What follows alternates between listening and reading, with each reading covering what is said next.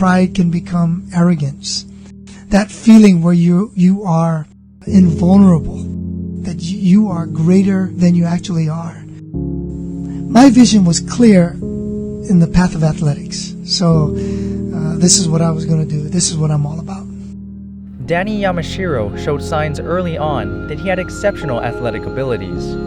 He grew up in a Christian household, but his focus was on his career in football. I got enamored with myself, and obviously my simple relationship with Christ was pushed on the side. Danny's performances on the field brought him popularity in high school. Everything was going well in his life until he experienced multiple knee injuries that destroyed his dreams to play college football. When this happened, he entered a time of depression, and he no longer had direction in life. He began to isolate himself and found solitude in hiking. I'd find different places to go, and I'd kind of lose myself in these places. And that was the beginning of when I began to seek the Lord again, because my plans weren't working out. On December 22nd, 1985, when Danny was a senior in high school, he took his girlfriend Stacy on a hike at the Pali Lookout, a mountain range with breathtaking views of the island. We ended up hiking up the back of the ridge. I was 10 feet from the top. She grabs onto one of the roots or rocks that I had loosened, and she fell 20 feet below me. In his attempt to rescue Stacy, Danny slipped and fell 300 feet down the mountain.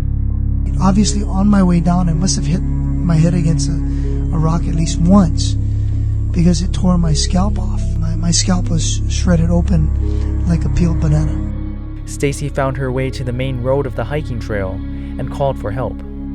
When the rescue team arrived, they were surprised to find Danny's body in a patch of ginger plants, severely injured but alive.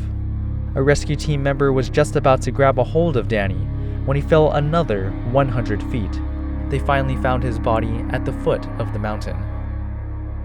They had to airlift me, basically put the flaps back up on my head, wrap it all together, and then just rush me to the hospital.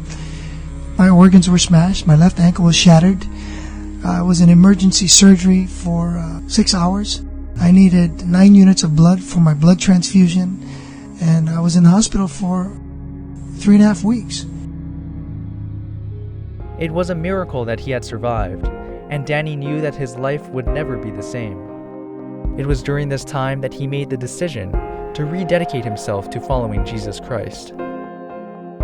He went on to graduate from Biola University in California with a degree in biblical studies.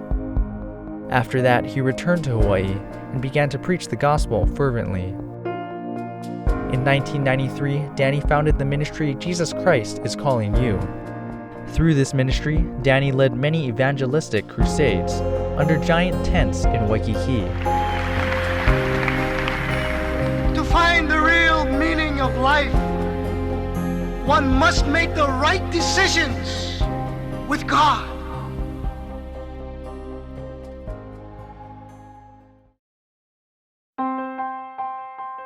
Many people responded to Danny's messages of hope in Jesus. During this time, Danny authored several books, including Paradise Calls, his account of his fall at the Pali Lookout. In 1993, Danny married his wife Jamie and had 3 children, Allie, Hugh, and Luke. In 2008, he established the Good Life Hawaii radio show, a Christian talk show that features people who share their personal life stories. Although Danny experienced success in his ministries, it was once again in the valleys of his life where he saw growth. In the period where our ministry was struggling the most, and in my own personal life, when I was struggling very, very deeply, somehow the Lord used that to connect with our dear listeners, and the radio ministry grew. Today, Danny continues to write books and preaches at various churches around the world. He also has radio segments that are broadcasted in multiple states. Throughout all the adversity and the triumphs that Danny has experienced, the passion that fuels him to tell his story has always remained the same. Oh, that the world would know the love of Christ, and that they would walk with Christ. So my heart, Jesus himself.